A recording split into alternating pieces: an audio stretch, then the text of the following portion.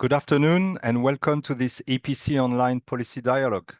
I am Eric Maurice, a policy analyst here at the EPC, and I will be moderating this discussion. Today, we will look at the first days of Friedrich Merz as German Chancellor, and we will do it from a European perspective rather than examining Germany's domestic situation. Merz took office on 6th May last week after he was, with difficulty, elected by the German Bundestag. The day after, on Wednesday, he flew to Paris to meet French President Emmanuel Macron, then to Warsaw for a meeting with Polish Prime Minister Donald Tusk. On Friday, he was in Brussels for a visit to the presidents of the European Council, Parliament, and Commission, as well as to NATO's Secretary General.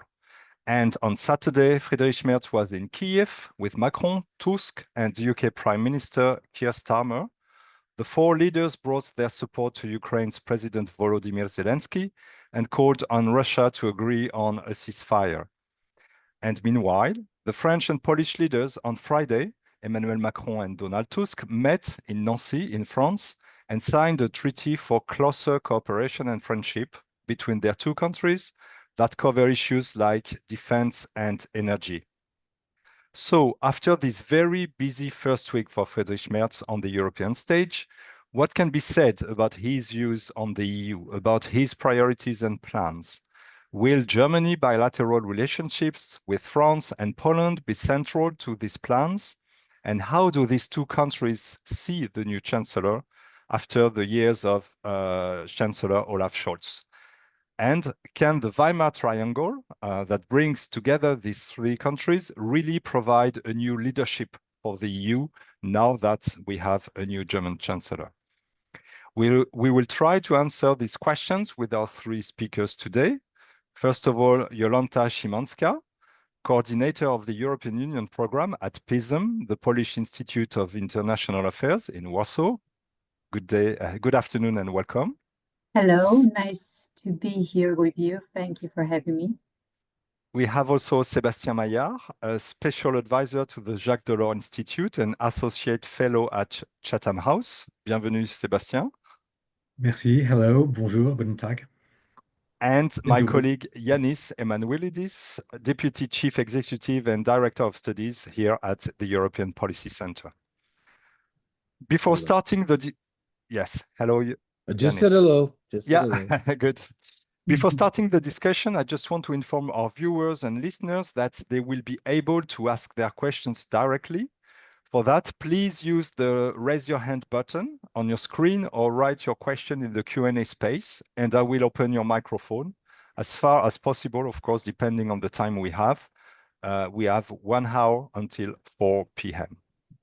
But without further ado, I will start with you, Janis, with a view both from Berlin and Brussels. And I would ask you first a simple question. How would you describe Friedrich Merz's European debuts?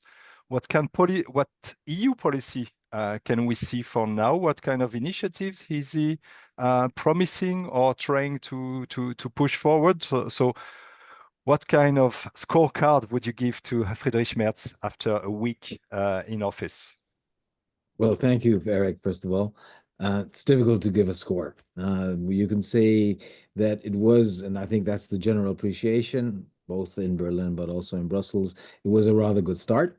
But obviously, it's far too early to tell in terms of what that means with respect to the role that Merz and the new coalition government will be playing on the European level. I think the reason why one can consider it to be a good start are manifold. One, it was a clear indication that the new government, that he himself, that Chancellor Merz, cares about the EU, and that he also cares very much about key partnerships. The fact that he went immediately to Paris and then to Warsaw were strong indications of him being aware how important, especially this triangle, will be for the future. The fact that he went to Kiev obviously was also a very strong sign, not only towards Ukraine, but also to the US, to Russia, and to others in the EU, and some of them being more skeptical when it comes to the future of Ukraine. There was a clear sense of him, and he showed that also in his press conference and things he said after meeting EU leaders, that he has an EU background. Let's not forget, he was a member of the European Parliament between 1989 and 1994, a long time ago, but it is part of his political DNA. If you compare it to Scholz, I would say that the latter, Olaf Scholz, never really felt at home or at ease in Brussels. It always was something which came on top of what he actually was, and being responsible for Germany itself and being the German Chancellor, but he didn't really feel at ease when he was in Brussels. That is different with Wolfgang, with Friedrich Merz. He is trying to showcase that he feels at ease, that he understands the significance of the European dimensions, that he understands, that's my take at least, that he needs to be also vocal and very present at the European level. And that is, from his perspective, also an asset. Olaf Scholz, you often had the feeling that he didn't really understand that being present at the European, at the global level was an asset, as it was, for example, under 16 years of Angela Merkel, where her being the first lady, as some were calling her, at the European level was something which also added to her significance at home. But will be ready and able to play a strong role at the European level. As I said in the beginning, the verdict about that is still out. There are, I think, a good number of question marks. The expectations regarding the new government, regarding Chancellor Merz outside Germany, I think, were extremely strong. For my taste, they were too strong, the expectations. But there were a lot who were saying there will be more German, I call it co-leadership, coming from Berlin, that there will be a less hesitant approach to European politics, more clarity than it was over the past years with a very complex coalitions with the Greens and the FDP part of the coalitions, that the EU affairs would again be, you would say in German, become a Chefsache. That's, I think, were the appreciations, but I think that these expectations levels are extremely high. One, Merz still has to prove himself at home in Berlin. He has an extremely difficult task ahead of him. If you look into all the homework he has to deliver on, whether it has to do with the economy, with security, with the German infrastructure, with the state of German bureaucracy, and I could go on. All that requires a lot of deep structural reforms in a country which has not had a strong reform record over the past years. Then let's not forget, he has no executive experience. He has never been number one, not in any other institutions, and now he is the Chancellor of Germany. So that is something where he has to improve himself. His popularity rates in Germany are not very high. The election result was an indicator of that. But also, if you look into his personal popularity rates, he's not particular. His rates are not particularly strong, even within those who are supporters of the CDU-CSU, let alone if you look into the popularity rates among SPD voters. By the way, also his popularity votes with respect to women are extremely low. So he has to really prove himself towards the own public, but not only towards the own public. You mentioned it already, Eric, the failure of the first vote in the Bundestag to get elected was something that has never happened before. It also seemed to be a shock, not only to him, but to others also in the leadership of the new coalition government. And there were critics in his own rows in the CDU-CSU, especially among those who are very critical of the fact that he abandoned, as they would say it, the Schuldenbremse, although he had promised something else during the campaign. But there were also critics in the SPD, especially in how he treated during the electoral campaign the issue with the AfD voting in favor, had one vote in the Bundestag or a couple of votes in the Bundestag. And also, if you look into this coalition, it's not an easy coalition, and it definitely is not a comfortable coalition majority, as you saw during that first election vote. So there are big questions related to how successful he will be at home, how successful the new government will be at home, and that will very much depend on how the AfD will be doing. and we see that they're doing rather well after the elections. So let's see how that will continue. So, to summing up, I would say his performance at home will very much, to a great extent, determine his ability also to affect things at Europe. And the final issue you raised was what to expect from him. I think what you should not expect from him, that he will be what some people might call a European visionary. That's not him. I think I would rather call him a pragmatic doer, someone who is ready to take some risk, who's ready to push things, who's ready to push things on the agenda. He does that also in the German domestic context, but I think you will see him also do that at the European level. That will annoy at times some of the partners inside the European Union, but he will be pushing for things. In terms of subjects, what we heard him talk about, I just mentioned a couple of them, is the Capital Markets Union, something he said we need to push for. He was speaking about the completion of the single market. He was speaking about getting rid of red tape. He was speaking about obviously the need for more defense capability cooperation at the European level to have efficiency gains. By the way, interesting enough, he also mentioned the need for enlargement. That was something he also strongly discussed with Emmanuel Macron, including the link between enlargement and internal reform. So let's see how much the new German government will be pushing in this direction, how much of their political capital they will be ready to invest into this. But don't expect him to have a very different mindset when it comes to, for example, to implementing the Draghi report, when it comes to structural, and I underline structural joint borrowing. That's not something which he will be in favor of. He was already pushing back when discussing issues related to the MFF, the next multi-annual financial framework. And last but not least, something which I think you will hear more from him than you've heard in the past is potentially the need for a higher level of differentiation, coalitions of the willing among the EU member states. Let's not forget his political mentor was Wolfgang Schäuble, and Merz very much remembers the Schäuble-Lamas papers, for those who are old enough to remember the idea of core Europe with the 6 founding members progressing ahead. That was the idea at the time. So you will see some of the old ideas, I think, also re-emerging, but in a new, totally new, different context. So this was an attempt to respond to the 3 questions you raised, but I'm sure there's more to discuss. Yeah, thanks, Janis. And you even anticipated all my follow-up questions. So no, I will fly, well, for this first round. I will fly now directly to Paris then, like Merz did last week, and ask Sébastien about the Franco-German relationship, because as Janis mentioned, it was the first trip. It's usual for chancellors to go to see the French president. And we know that with Olaf Scholz, there were a lot of disillusions and impatience on the French side. So looking from Paris, what are the expectations on Merz and on the Franco-German motor? And what do you see, Sébastien, as potential for this new mandate in Berlin?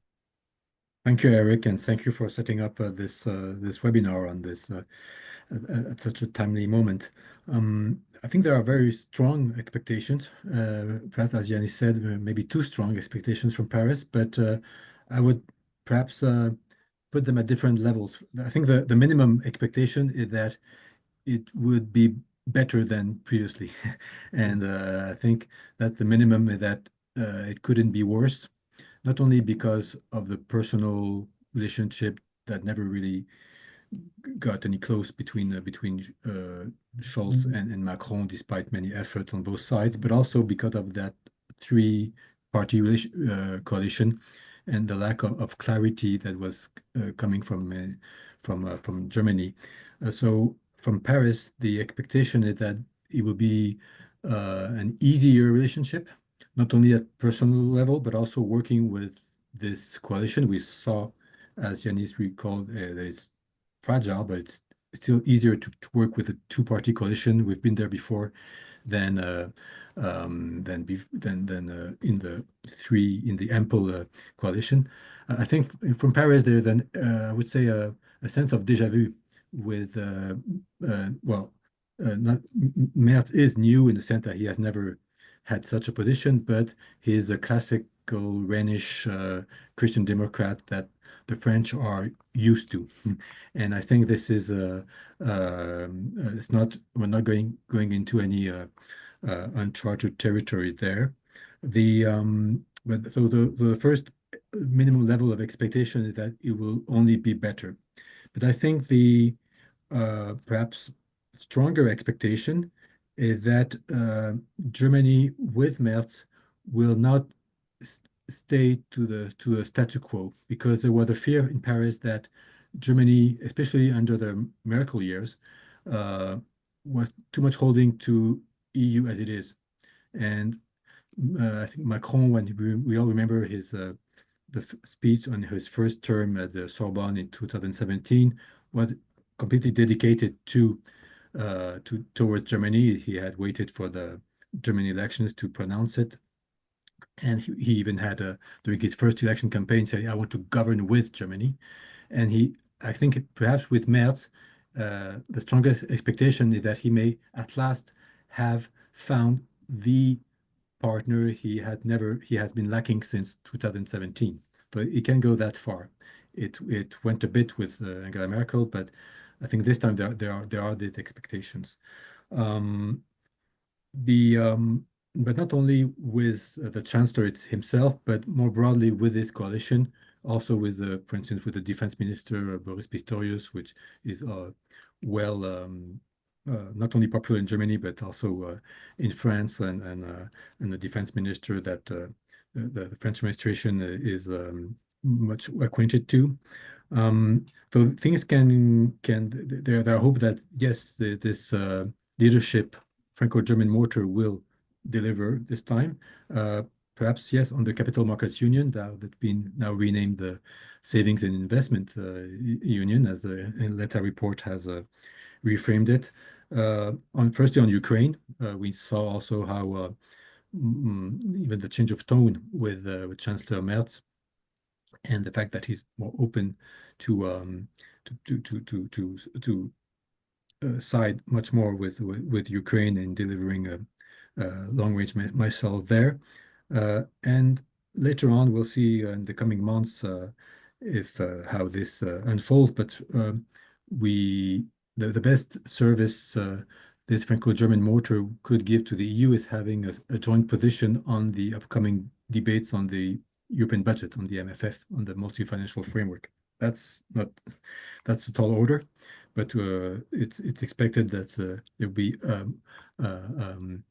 a sense of a compromise between the two. I think what is the first expectation in Paris is that with this new Chancellor, which is very dedicated to EU affairs and wants to spend time on it, that there is a greater reflex, as the Élysée calls it, a reflex to Franco-German coordination. I'm not saying it has not been done before, and also on the French side, there were some initiatives taken without any prior consultation with Germany, not least, for instance, on the European political community, or on other initiatives taken by Paris with no prior dialogue with Berlin. And this time, I think there will be more, on both sides, a willingness to coordinate and find some joint position. But there are some hurdles on the way, and of course, it's not done yet. Thanks, Sébastien.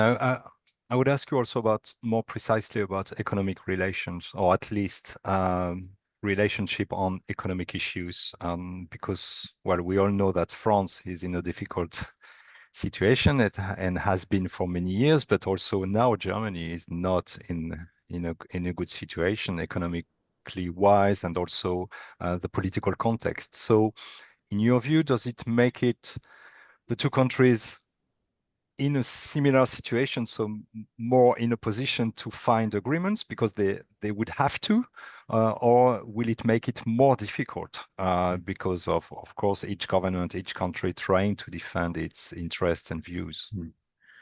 Well, no, both countries have economic flaws, which are different. It's true that Chancellor Merz will have to concentrate on the German economy, as Janis pointed out. One issue where there's, I think at least two European big issues where both sides have to compromise. First is on trade. When it comes to trade deals, we know that France is traditionally cautious about any big trade deals, and we know how France has been very much opposed all the way along on the Mercosur deal, why Germany, even before Merz and also with this coalition, supports it. So, and I think France there is not in a good position to impose its views. It has no minority, it's not in a position to block this trade deal. So it will have to find some ways to find a way to accept it, and I think Germany will know this, and but must not completely impose it without perhaps renegotiating some parts of it. But there needs to be some compromise there because of the trade war launched by President Trump. I think France has a way also of perhaps even in domestically to perhaps change its position on it. So I hope that it will be France's position will evolve on this, because this trade deal is also in France's interest. Then it comes, I think that the hardest way will be on how to find new fresh money needed to bridge the competitive gap growing between the EU and the US and China, which has been widely reported by Mario Draghi and Enrico Letta. And I think while France welcomes the new position of Germany on public spending, it is afraid that Germany will just spend it for its own sake, and there will be massive German state aid, but no appetite for new joint borrowing. And this will take some time before I fear that France will have to be a bit patient on this, not only because there is the next generation EU still to be spent. There is this capital markets union to be achieved, and we saw that Chancellor Merz, which has not completely closed the door on it, but he has his own party, he has his own coalition to keep.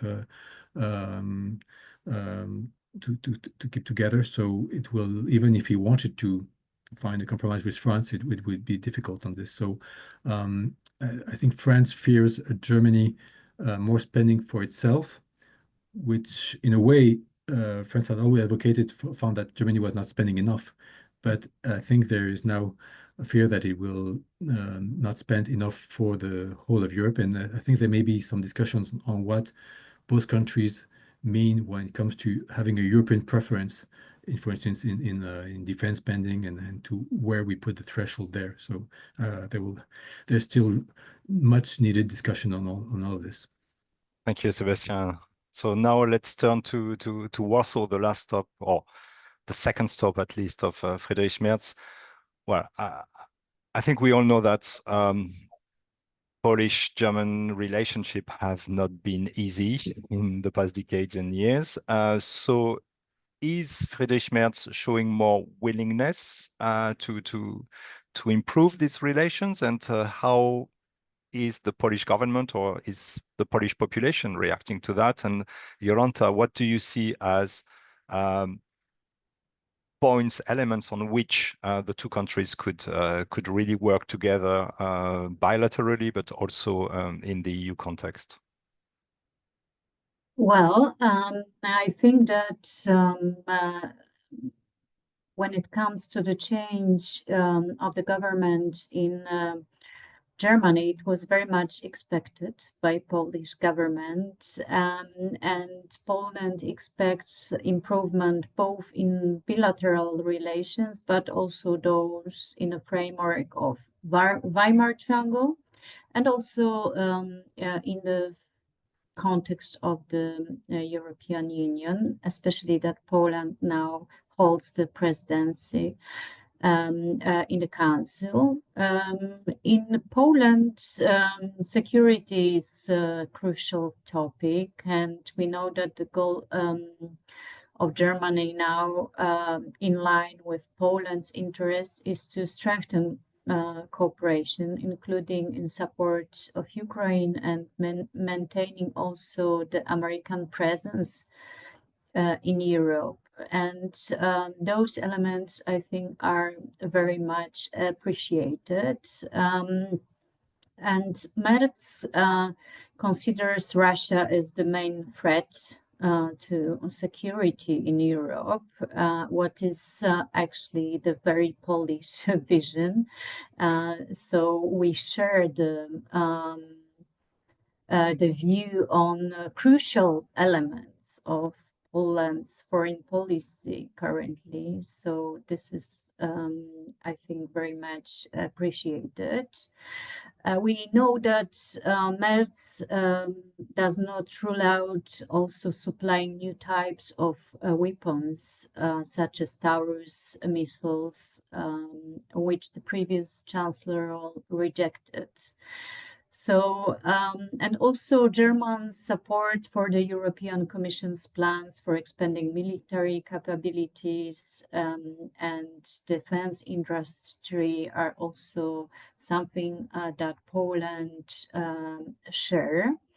We know from actually even before taking the office by Merz that he already addressed the issue of so-called the debt brake, and that Germany plans to spend above 1% of, of GDP, and additional spending will not be included in the budget deficit. So this change was very, very much welcomed in Poland. But also other topics that was mentioned by my co-speakers, such as competitiveness of the European Union, the enlargement policy, they are all on the top of agenda of Poland in the European Union, what you can easily read from the priorities of Polish presidency. I think that in the EU format, the real check will be in July with the proposals from the European Commission about the next MFF. We know that Germany is always a difficult partner when it comes to negotiating the budget. So I think that we'll learn a little bit more about the German position and also ambitions when it comes to reforming the European Union and the most important policies. Of course, on a bilateral basis, we also expect some gestures of goodwill towards Poland, such as symboling commemoration in Berlin of Polish victims of the World War II and announcement of some infrastructure projects aimed to improving cross-border connections between the two countries. I also see some potential conflict areas, and here the migration policy may for sure become one, although both governments, actually Poland's government and the German one, have actually quite close view, similar view on migration. The view that is typical for now all the EU member states. So all the countries want to limit migration. The problem is that we have the common border. So although Polish government is focusing on strengthening the external border of the EU, especially the border with Belarus, the German government keep the border with Poland closed, and all the all the potential unilateral actions, such as returning migrants by German authorities, may strain mutual relations.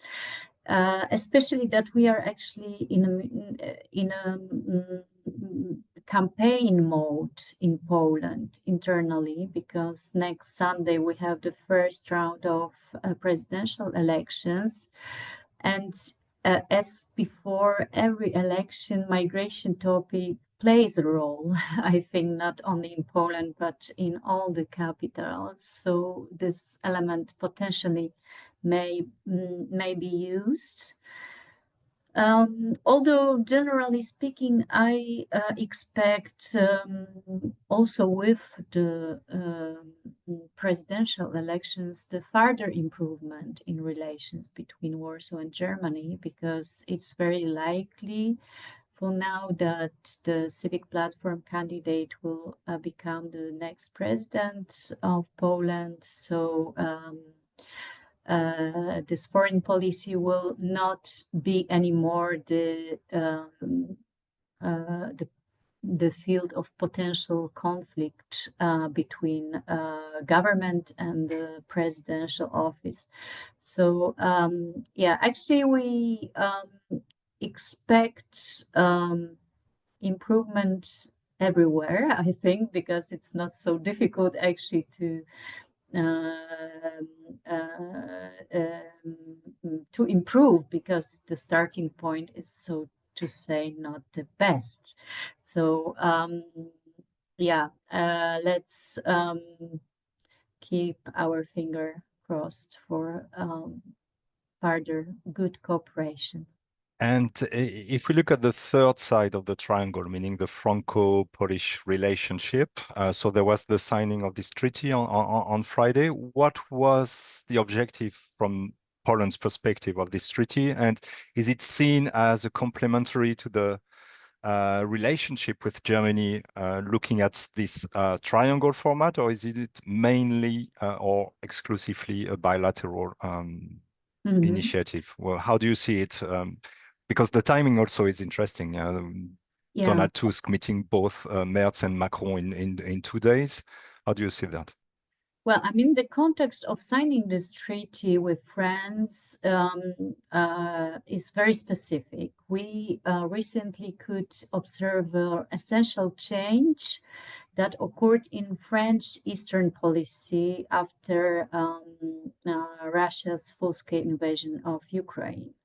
We also have a change in power in the United States and Trump activity, which forces Poland to revise a little bit its approach to American involvement in Europe. And we can see also the ideological kinship of authorities in Poland and France after parliamentary elections in Poland in 2023. We have now pro-European government, which brings Poland closer to France. So I would say that it's not only bilateral, it's essential reinforcing also of the Weimar Triangle format. So far within the format, the Weimar Triangle, Germany has been a networker, mediator between Poland and France. Now the triangle is finally gaining this Polish-French dimension, and I consider it as a very good sign. Generally speaking, Weimar Triangle was always very important format for the civic platform politicians and civic platform governments, because the idea of the EU policy for this political camp was to play with the strongest countries. Not like law and justice governments that prefer to play with regional players. Civic Platform was always very much focused on playing with the biggest countries. So the Weimar Triangle is actually expression of this cooperation with the with big member states. As far as I know, the Polish government has declared its intention to sign a similar treaty with Great Britain, but I think the potential signing of the Polish-German treaty, modeled on the agreements regulating relations between France and Germany, or Poland and France, is also very likely in the next, maybe not months, but maybe next year. So I think this is something what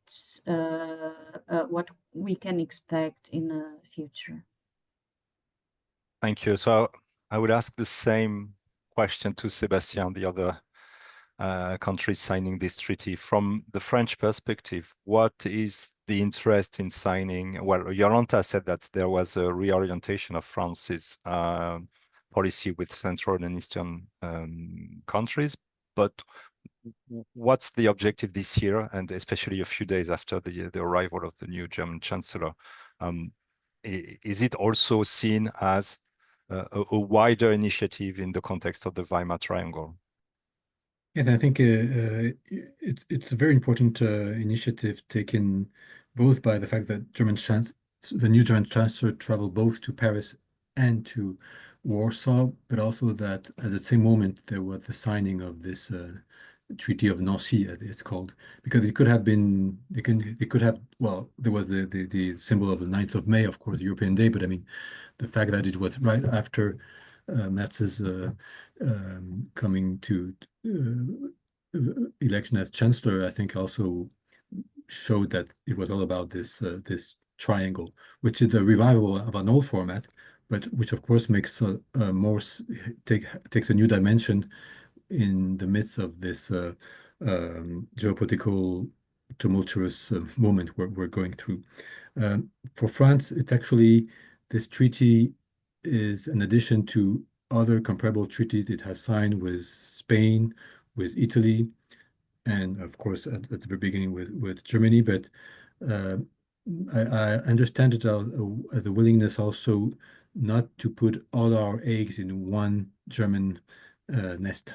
And I think there's the idea that there need to be in today's situation in today's Europe, and especially how the situation can evolve in those respective countries, to have strong relations with countries of that size.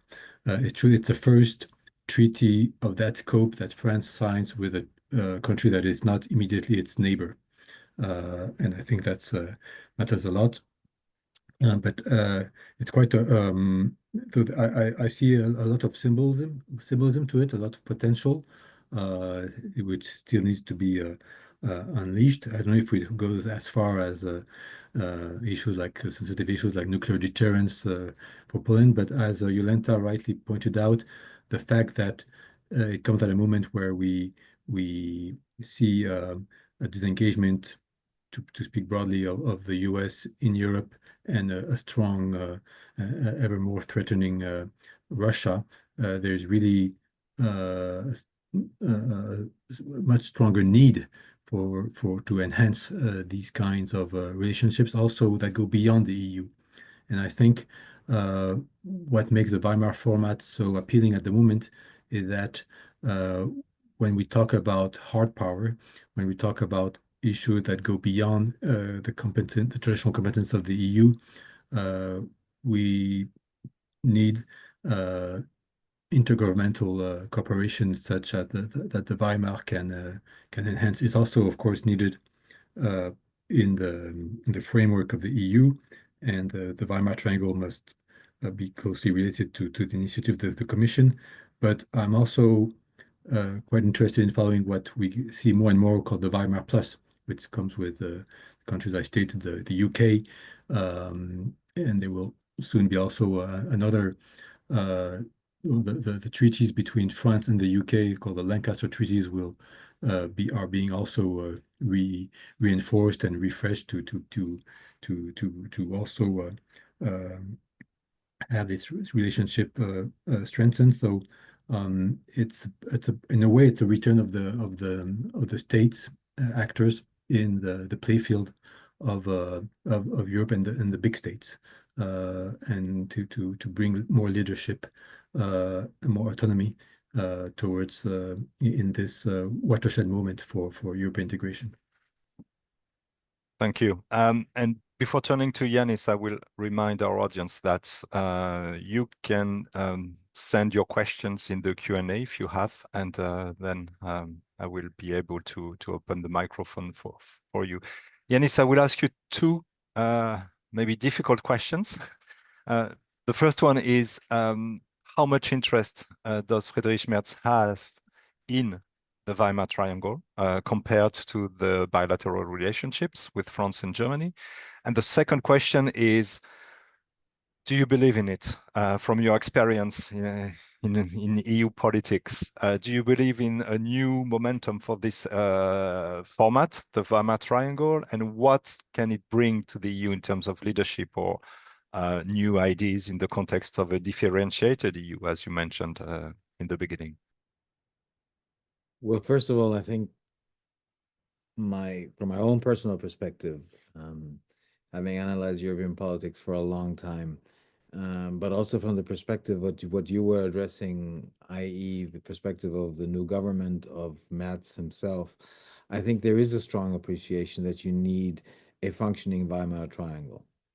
By the way, not only would that suffice, it's not that if the three of them agree that everything is fine and you can progress at the European level, politics has never been as simple as that and is not and will not continue or will not be simple in future. So you also need to see how other member states are positioning themselves among the big ones, and that includes Madrid, it includes Rome, but also including other key actors at the European level, at the national European level. So I think that there is a strong appreciation for the ability to improve not only the bilateral relationship with Paris and with Warsaw, but also to see as to whether the triangle can have a strong influence on difficult debates. And here is where my question marks come in, because I think in terms of what needs to be done at the European level compared to what we have been seeing as progress thus far, there is a huge discrepancy on what we need to do at the European level and actually what the mindset is when it comes to cooperating in Brussels and Strasbourg. And there, I think there is a big discrepancy. There was a reference made by Sébastien to the MFF, to the multi-annual financial framework. My expectation is that what we've seen over the past at least two negotiations, maybe even three MFF negotiations over the past, what you can expect in the next negotiations will be, and sorry for putting it so bluntly, an even more politically bloodier exercise than what we've seen in the past. There will be severe fights about money, severe fights among all the 27, but also some fights including some member states which are not ready to play ball at the European level, where the MFF and the next MFF will also might potentially be used against them. That opens potentially some room of maneuver outside the MFF for intergovernmental ways of EU financing, not on a structural basis, but on an ad hoc basis, also to put pressure on individual member states who will potentially not be part of that. But having said that, I think that if you expect that the next MFF will be a strong compromise leading in the right direction, I wish this would be the case. My personal expectation is unfortunately not of that sort. I was already referring earlier to the Draghi report, to the implementation of the Draghi report. If you would actually wanted to implement what Draghi is asking for, you need a totally different mindset at the European level. That refers both to financial elements, but also to more political elements. Do I see that? Up till now, I do not see the readiness to move in this direction. And I also don't see that, that's why I was referring earlier to the pressures which Friedrich Merz will be facing at the national level, that he will be able not only to invest the political capital needed, but that it will also be able to do that from an internal perspective of investing at the European level in order to push in this direction as a single actor to learn, but also together with others. I think that there is a high chance that he will be under severe pressure. Let's not forget that the AfD is already putting a lot of pressure on him. I was referring earlier to the fact that he has internal pressures in his own party. He has also pressures coming from the Social Democrats, where there are also strong opposing views when it comes to the Chancellor, to Chancellor Merz. So I wish that we would be able to use what seems to be indicating that there's an improvement of the situation at the European level, that actually that will manifest itself also in decisions of that sort which are required, both when it comes to economic competitiveness, but also when it comes to security. And let me just add something to that, which relates to security, relates to Ukraine, and relates to the joint mission which we saw to Kiev over the weekend, the coalitions of the willing.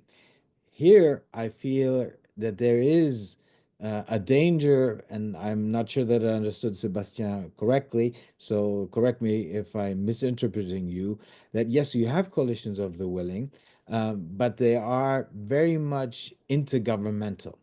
And they are forgetting the supranational context in which actually these coalitions of the willing would be helpful, meaning that you have a strong engagement of the EU, a strong engagement of the Commission. Make sure that also the European Parliament is involved in proceedings. And I could add also other principles that should adhere to coalitions of the willing of the sort that I think would be the right ways of cooperating.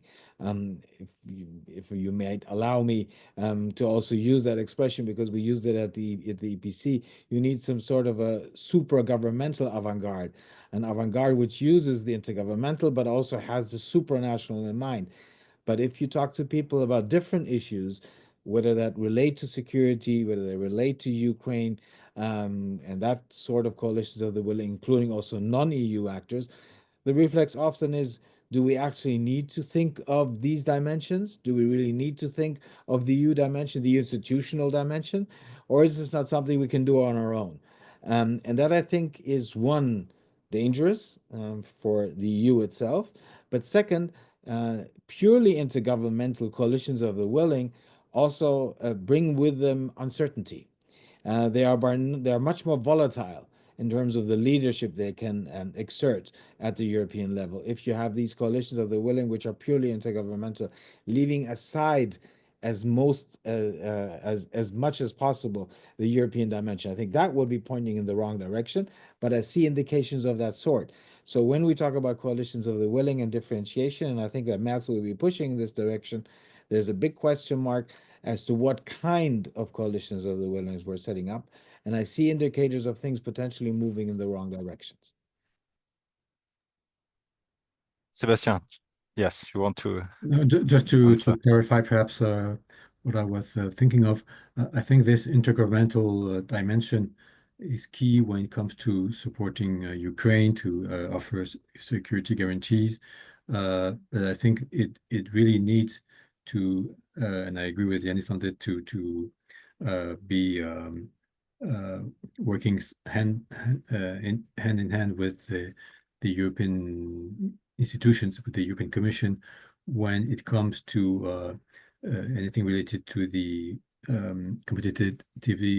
competitivity of the EU, what has been put forward by the Letta and the Draghi reports, but also in the case of the upcoming debates on the MFF, by definition, which are substantially EU affairs. So I think there are different kind of formats according to the kind of issues we're dealing with. But I think the reason why the Weimar triangle becomes quite attractive at the moment and can bring some leadership is that because inside the European Council there is a difficulty of you need this kind of impetus, and that the Franco-German alone cannot give all by itself in in an EU of that size. We recently saw European councils that end up with a conclusion of 26, and then Mr. Costa debriefs non-EU members of what was said. So we see that there's a need, especially when it comes to strong geopolitical issues, to think also a bit out of the pure EU format. Thanks. We have 9 minutes left, and before taking eventual questions, I would like to give the floor to our colleague Paul Taylor, who's following the UK, and of course with the visit to Kiev, and also with the fact that you all mentioned the UK in this Weimar Triangle discussion. I think it would be interesting to have this UK perspective. So Paul, if you hear us and have the microphone, please. I will be as very short as possible, of course, but as precisely as possible. Thanks. I think the UK is becoming willy-nilly the fourth side of the Weimar Triangle, as it were. Certainly in everything that concerns geopolitics, security, defense, and foreign policy. This is partly a result of two Zeitenwenden, the Russian attack on Ukraine, and which brought a bigger UK return into European security policy, and the age of American uncertainty and unreliability, which I think hits the UK in some ways harder than others because it is so dependent on its relationship with, which it believes to be special, with the United States. So the UK, with a new government that doesn't have the baggage of Brexit in the same way, is building bilateral defense ties with all three of the countries of the triangle, and I'd expect to see agreements signed this year. It wants into the European defense industrial cooperation. It does have one of the two really capable militaries in Europe, and has shown it's willing to use it, including potentially by putting boots on the ground in Ukraine. Whether or not that happens, we don't know. But to get into the European defense industry cooperation, it's likely to sign next week a security and defense agreement with the EU, and has expressed its willingness to pay to play. That's to say, it would contribute to projects where UK companies were involved in European defense procurement. Now, whether that will be enough, I can imagine that there will be resistance from France saying, cherry picking, you can't do that. You need to make concessions to us on fishing rights or on youth mobility or something in order to get this. And it could still get complicated. But I think that there's a general recognition, even in Paris, that it's useful to have the UK very much more involved, signified by, amongst other things, by the co-leadership of the Coalition of the Willing between France and Prime Minister Starmer. The UK obviously will try to maximize its own assets, which are leadership of the Joint Expeditionary Force, a military task force with Northern European countries, its leading role in NATO, and its nuclear capability. Interestingly, I read a study last week by another think tank which suggested that the UK needed to develop short-range land-based nuclear weapons to be used in continental Europe to create part of a European deterrent in the potential absence of the United States. But one of the arguments made for that was because if we don't do it, the French will, and the French will get all the influence. So there's still that rivalry as ever. And just as the continental European leaders all have their own domestic constraints, whether it be lack of money and domestic and parliamentary majority or different domestic constraints, the UK has a dual domestic constraints. I would say that the Brexit movement is not dead, as we saw again in its latest avatar, Resurgent Reform UK, is spooking the mainstream political parties under Nigel Farage's leadership, and this could still threaten the government and therefore constrain the government. And you're already seeing today the government having to introduce, drastic new immigration rules to try and appease that strain of public opinion, which eats into Labour constituencies. And the other problem, which we have in common with the French and the Germans, is fiscal constraints. We don't have the means to do everything that we need to do in the way of on defense spending. We've tied ourselves in knots with our own fiscal rules, and we haven't yet had the Zeitenwende moment that Germany had and torn up our fiscal rules. So that will be a constraint. But I think in general, I would say the UK needs to be factored into this. Obviously, it will not really be part of the Weimar Triangle in terms of leading or trying to lead and reconcile Northern, Southern, and Eastern Europe in European Union policies. But when it comes to everything geopolitical, I would expect the UK to have an increasing say and influence. And I think, broadly speaking, that's something that we Europeans, I say this as a French passport holder, should welcome. Thanks, Paul. As a last question, I would ask Janis, Sébastien, and Jolanta to have a very short answer. But if you had to choose, or if you had to advise the three leaders on one policy issue to choose to have a Weimar Triangle initiative or issue of leadership, which one should they put forward? I will start with Janis, and then Sébastien, then Jolanta, and we will close the event.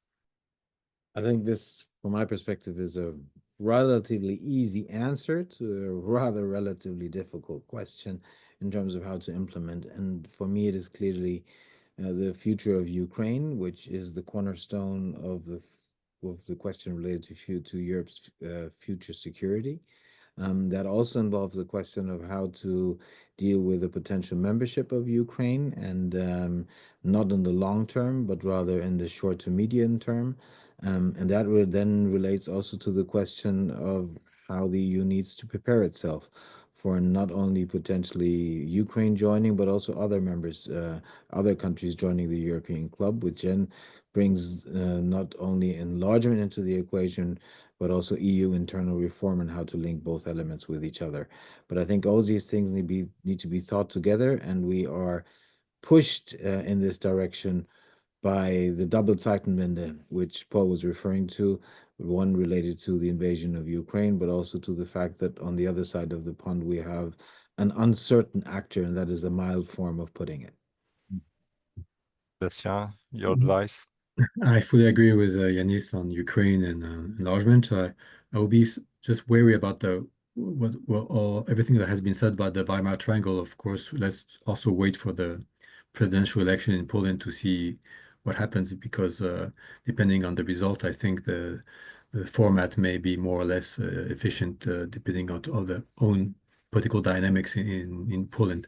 But if this Weimar Triangle does continue to spur European initiatives, I think one of the best result it could really try to support is on the savings and investment union that is really needed to put new fresh private money in the system. And I think it's something that all three countries agree on. There's of course need to convince perhaps Luxembourg or Ireland on a joint supervisory, and it can be very tricky and technical question, but it will show that we can not only enlarge Europe but also deepen it.